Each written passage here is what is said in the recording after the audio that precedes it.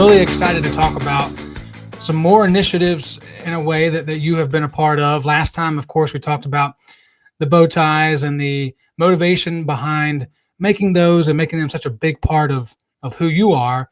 But that has gone to a different level since then, related to cloth face masks. So I want to begin with, when you decided that was the right thing to kind of put your efforts into, and kind of give some more descriptions on, does it cost more money? Does it take more time? Those kind of things as well for people who are curious. Sure.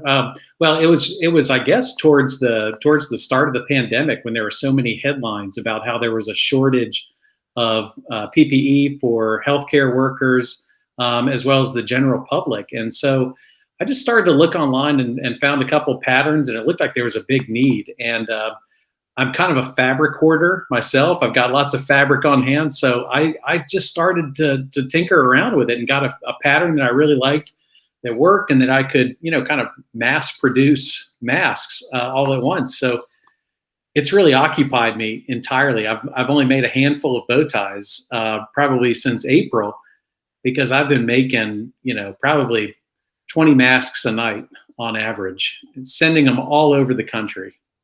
Do you have an idea of how many you have made so far? I haven't kept track, probably because I'm afraid to, but I would guess over 500. I would probably guess somewhere between 500 and 1,000. I really do not know. At some point, it's just become a blur. So what about the process itself? What's the similarities in bow tie making and face mask making, and about the time too? How long does it take you to make one? Yeah, that's a great question. I mean, so it uses about a quarter of a yard or so of fabric to make the type of face mask that I'm making. It also uses some elastic, so it uses some different kind of hardware. But that's about the same amount of fabric as a bow tie. Now, as far as time, I can probably, now that I'm probably better at it, I can make one face mask in 15 minutes. A bow tie might take, 20 to 30 minutes. So, it's a little bit of a faster process. I love making masks because I like helping people and keeping them safe, but I do miss making bow ties.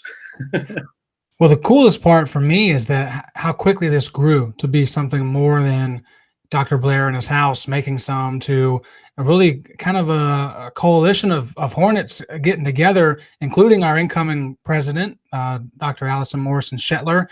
And for people who are interested in more information, they can go to lynchburg.edu/masks. But I'll have you explain kind of how that process began, who reached out to who, and those type of pieces. It's been a really fantastic initiative to be a part of, Joe. It's we're calling the project Social Hornets. That's SEWCIAL, and it's really been a neat coalition. It was actually Mike Jones, our vice president of communications and marketing, who really got the ball rolling and said that he really wanted this to be a community-wide event, and that's really what it's turned into.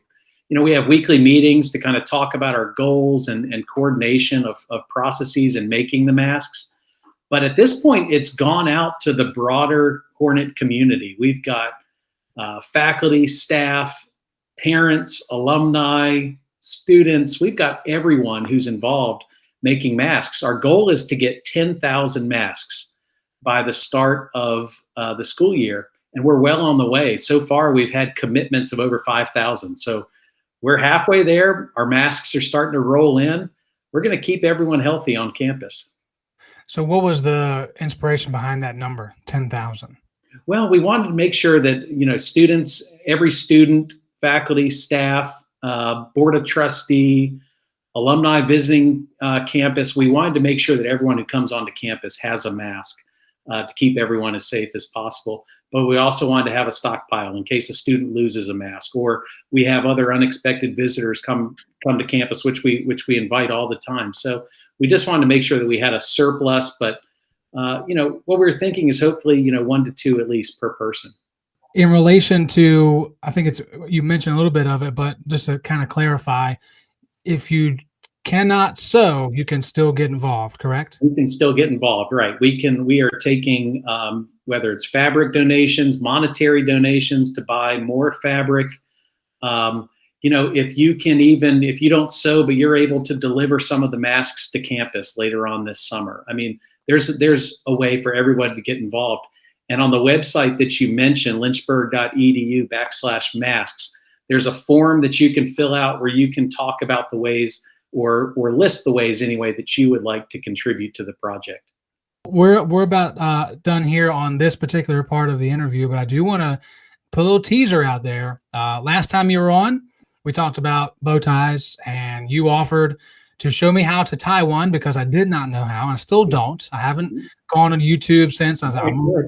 Blair, teach me the proper way to do it. And so for those of you listening, we will be doing a separate video where Dr. Blair walks me through tying a bow tie on my own through distancing. He won't be in the office. We're going to do it, see how we can do this with virtual cameras, but that will be on our YouTube channel, Lynchburg Hornets Sports Network. So, and of course, we'll share that on social media as well. So, do I need to do anything to get prepared? Is there like a pregame ritual I should, try before we kind of just give yourself a few face smacks, maybe run into the lockers a few times?